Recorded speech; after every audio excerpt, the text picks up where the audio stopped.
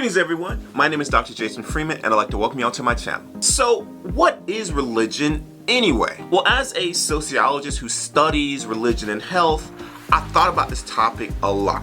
And here are 5 books that I would say largely reflects the consensus for what sociologists say religion is and isn't.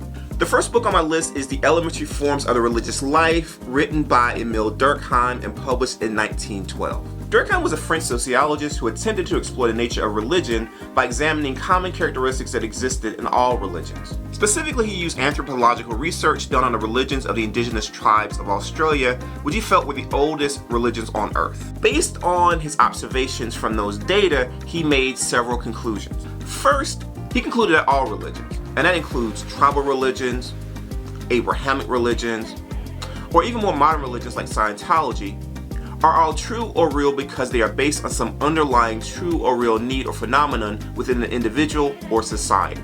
He argued that even if beliefs seem absolutely outlandish to us, we should at least respect them because they are real to the people and societies who believe in that religion. Another conclusion that Durkheim came to was that religion is a powerful, coercive force that exists beyond the individual. And that force, he argues, is really the influence of society on the individual. Ultimately, Durkheim defined religion as a unified system of beliefs and practices relative to sacred things.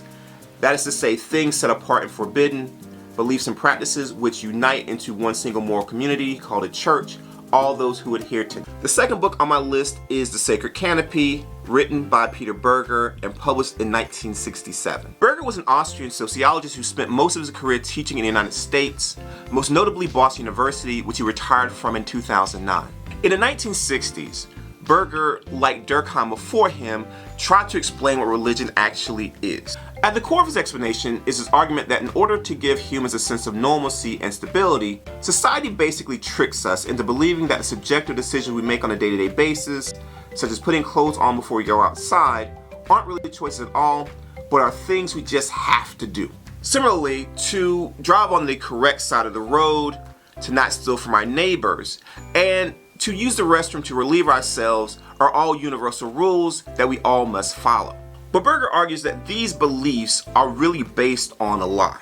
Some societies don't wear clothing in the same way that we do, or drive on what we think is the correct side of the road, or even believe in the concepts of individuals owning things. So each time we encounter a group of people with a different worldview, or nomos as Berger describes it, we run the risk of that encounter destroying the fabric of our society. Religion fixes this problem, according to Berger, because it causes us to believe that our nomos is not one of many, but actually is the one true nomos because it's actually rooted in the cosmos itself. In other words, it tells us that our worldview is the one legitimate worldview and that other worldviews are wrong or misguided at the very least. For example, if our religion says that the world was created in 6 days, then it was created in 6 days. If our religion says a drought happened because we didn't make the proper sacrifice, then that is why the drought happened. And if our religion says that a group of people with a different set of sexual norms are immoral, then that just means that they're immoral. And if people say differently, then it doesn't matter because, hey, they're not God,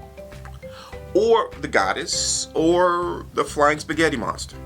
The third book on my list is Disruptive Religion, edited by Christian Smith and published in 1996. One of the biggest critiques or criticism that people have of religion is that it actually causes more harm than good. Anti-theists like the late Christopher Hitchens constantly pointed at the evils that religion wrought on the world. In Belfast, the capital city of one of the provinces of this, our United Kingdom, as everybody here knows, everything, culturally, educationally, economically, politically, socially, has been very gravely retarded for at least a quarter of a century. At least half a century and maybe more since partition, and before that, because partition is both the outcome and the cause of sectarian warfare in this town, by the simple fact that there are people there who are willing to kill not just one another, but one another's children on the basis of what kind of Christian they are.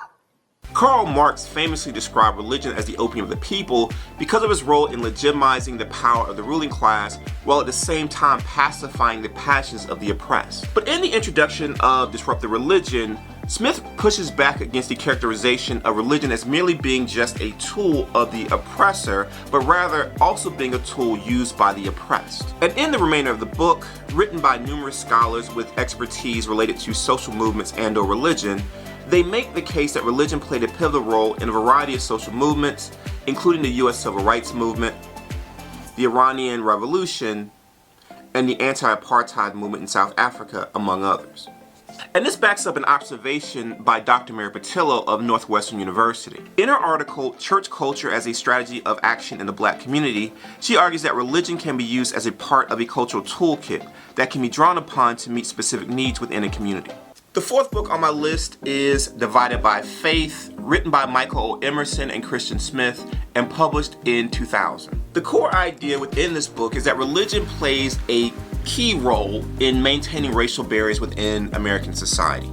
The authors argue that religious ideologies of white evangelicals in particular, which views achievement and failure as the result of individual effort and views structural influences on achievement as non-existent, prevent them from supporting efforts to rectify the systemic problems that contribute to continued racial inequality. This illustrates that religion isn't just beliefs or rituals, it also encompasses identities, which can be linked to factors such as race and ethnicity. For example, being Sunni Muslim or an Ashkenazi Jew or Hindu often comes with assumptions of nationality, race, and/or cultural practices of the people practicing that religion.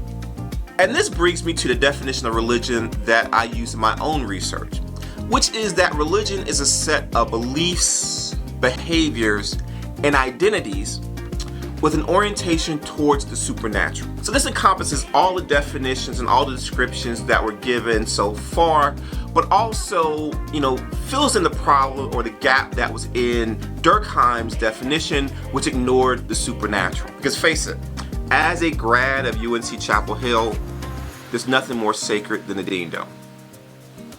The last book on my list deals with the question of where did religion come from in the first place.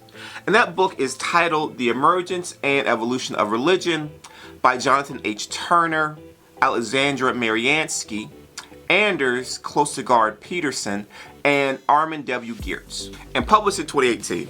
Look, man, those names were hard. So, the main argument, or one of the arguments made in this book, is that the biological adaptations that led to increased sociality among humans also had the latent or inadvertent consequence of creating all the necessary conditions for the creation of religion. For example, the increase in the size of the neocortex allowed for the development of several human traits that are essential for the development of religion, including language and abstract thought. In addition, an increase in the size of the subcortical regions, which are responsible for the experience and regulation of emotion, expanded the range of emotions that humans could experience. These evolutionary changes could explain why religion remains a uniquely human trait and is notably absent from any other species, including those who are closely related to us genetically.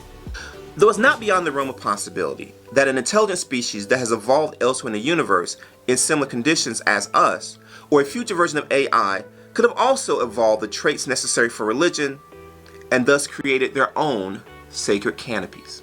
If you found that video interesting and or informative, please like this video and subscribe to my channel. Also, please share this video. And if there are other books on the origins or nature of religion that you'd like to suggest, please leave those suggestions in the comment section below. Thank you all for your time and have a wonderful rest of your day.